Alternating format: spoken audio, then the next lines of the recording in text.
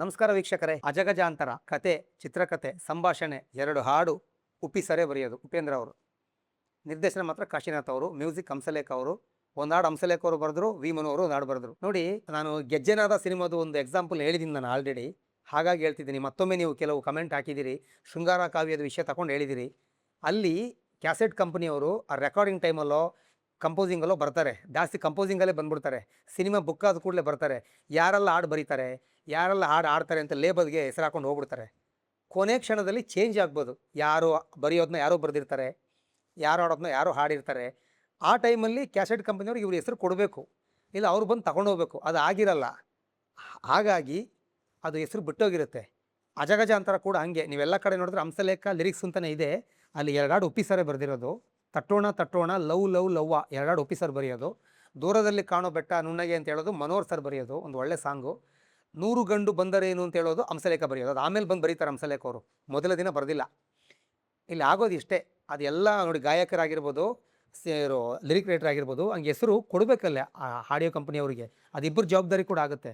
ಈಗ ಹಂಸಲೇಖ ಮ್ಯೂಸಿಕ್ ಅಂದ ಕೂಡಲೇ ಲಿರಿಕ್ಸ್ ಅವರೇ ಬರೆಯೋದ್ರಿಂದ ಇವ್ರು ಬರ್ಕೊಂಡು ಹೋಗ್ಬಿಡ್ತಾರೆ ಹಂಸಲೇಖ ಮ್ಯೂಸಿಕ್ಕು ಲಿರಿಕ್ಸು ಅಂತ. ಅಂದರೆ ಹಂಸಲೇಖ ಅವರು ಒಂದು ಹೊಸ ಹುಡುಗ ಕಂಡಾಗ, ಟ್ಯಾಲೆಂಟ್ ವ್ಯಕ್ತಿ ಕಂಡಾಗ ಬರೆಸ್ತಾರೆ. ಆನಂತರ ಕೊಡೋಕೆ ಮರೀತಾರೆ. ಯಾರಾದರೂ ಅದು ಕೇಳಿ ಚೇಂಜ್ ಮಾಡಿಕೊಂಡ್ರೆ ಬಚಾವು, ಇಲ್ಲ ಅಂದರೆ ಹಂಗೆ ಹೆಸರು ಉಳ್ಕೊಂಡ್ಬಿಡುತ್ತೆ. ಅಜಗಜಾಂತರ ಕೂಡ ಹಾಗೆ ಆಗಿತ್ತು. ಇದು ಕಂಪೋಸ್ ಆಗೋದು ಕಾಶಿ ಸರ್ ಮನೆ ಮೇಲ್ಗಡೆ ಅವ್ರದ್ದೊಂದು ರೂಮ್ ಇರುತ್ತೆ. ಅವಳೇ ನಾನು ಹೆಂಡ್ತಿದ್ದು ಹೇಳಿದ್ನಲ್ಲ, ಅದೇ ರೀತಿ ಅಲ್ಲೇ ಕಂಪೋಸ್ ಆಗೋದು. ಆ ದಿನ ಹಂಸಲೇಖ ಅವ್ರು ತುಂಬ ಬ್ಯುಸಿ ಇರ್ತಾರೆ, ಇನ್ನೊಂದು 2 ಕಡೆ ಹೋಗ್ಬೇಕಿರುತ್ತೆ ಕಂಪೋಸಿಂಗ್ಗೆ. ಆದ್ದರಿಂದ ಕಾಶಿನಾಥ್ ಸರ್ ಮನೆಗೆ ಬಂದು ಟ್ಯೂನ್ ಎಲ್ಲ ಕೊಟ್ಟು, ಉಪೇಂದ್ರ ಅವ್ರ ಮೇಲೆ ಹಂಸಲೇಖ ಅವರಿಗೆ ಒಳ್ಳೆ ಭರವಸೆ. ಹುಡುಗ ಸಖತ್ತಾಗಿ ಬರೀತಾನೆ, ಟೆಕ್ನಿಷಿಯನ್ ಆಗ್ತಾನೆ, ಚೆನ್ನಾಗಿ ಬರೀತಾನೆ, ಇವನೇ ಬರೆದು ಬಿಡಲಿ. ಹೆಂಗೂ ಕತೆ ಚಿತ್ರಕಥೆಯಲ್ಲಿ ಇವನೇ ಮಾಡಿದ್ದಾನೆ. ಸ್ಕ್ರೀನ್ ಪ್ಲೇ ಉಪೇಂದ್ರ ಮಾಡಿದಿರೋದು, ಸಂಭಾಷಣೆ ಕೂಡ ಉಪೇಂದ್ರನೇ ಬರೆದಿರೋದು. ಹಾಗಾಗಿ ಉಪೇಂದ್ರ ಬರೆದು ಬಿಡ್ಲಿ ಅಂತೇಳಿ, ಹಂಗೆ ಮನೋಹರ್ ಸರ್ ಜೊತೆ ಇರ್ತಾರಲ್ಲ, ಮನೋಹರ್ ಇದನ್ನಲ್ಲ ಇನ್ನೇನು ಅಂತೇಳಿ ಹೊರಟುಬಿಡ್ತಾರೆ ಹಂಸಲೇಖ. ನಾಳೆ ಬರ್ತೀನಿ ಅಂತೇಳಿ, ಒಂದು ಆಡ್ಬೇಕು ನಾನು ಬರೀತೀನಿ, ಆಮೇಲೆ ಬಂದು ಮಿಕ್ಕಿದ್ದು ಬರೀಲಿ ಅಂತ ಹೊರಟುಬಿಡ್ತಾರೆ. ಅಲ್ಲಿ ಉಪೇಂದ್ರ ಅವರು ಸನ್ನಿವೇಶ ಗೊತ್ತಿದ್ದರಿಂದ, ಅವರೇ ಎಲ್ಲನೂ ಅದು ಮಾಡಿದ್ರಿಂದ, ತಟ್ಟೋಣ ತಟ್ಟೋಣ ಬನ್ನಿ ತಟ್ಟೋಣ ಸ್ವರ್ಗದ ಬಾಗಿಲು ಅಂತ ಬರೀತಾರೆ ಒಂದು ಹಾಡು.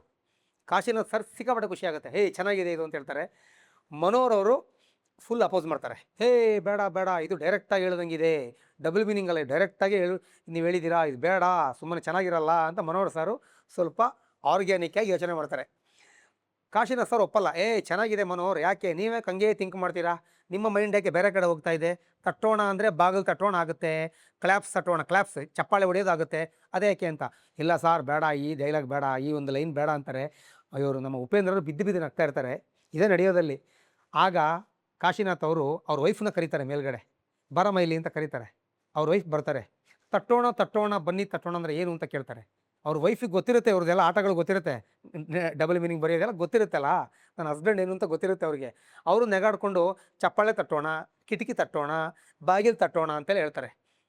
ಆಗ ಮನೋಹರ್ ಸರ್, ಇವರು ಕಾಶಿನಾಥರು ಬೈತಾರೆ ಮನೋಹರ್ ಸರ್ಗೆ, ನೋಡಿ ನನ್ನ ಹೆಂಡ್ತಿಗೂ ಏನೂ ಡೌಟ್ ಬರೋಲ್ಲ, ಬೇರೆ ಥರ ಯೋಚನೆ ಮಾಡಲ್ಲ, ನೀವು ಹೆಂಗ್ರಿ ಮಾಡಿದ್ರಿ ಅಂತ ಕ್ಲಾಸ್ ತಗೊತಾರೆ. ಅಂದರೂ ಮನೋಹರ್ ಸರ್ ಒಪ್ಪಲ್ಲ, ಬೇಡ ಅಂತ.